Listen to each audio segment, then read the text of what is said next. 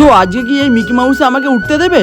চলো সেটাই দেখা যাক। বিষয়টা একটু ব্যাখ্যা করো। আরে ভাই বিষয়টা হলো যে আমাদের পাড়ায় অন্নপূর্ণা পুজো, আর এখানে তো মেলাও বসে, তার জন্য আমি সরাসরি কাছ থেকে মেলার মধ্যে যেতে লাগলাম। আর এখানে এসে দেখছি বন্ধুরা সব আড্ডা মারছে। এরপর আমি ঠাকুরের দিকে যেতে লাগলাম আর ঠাকুরকে প্রণাম করে বলতে লাগলাম আমাদের যেন ইউটিউব পরিবারটা আরো বড় হয়ে যায়। আর ঠাকুরের থিমটা কেমন করেছে তোমরা সবাই কমেন্টে বলো।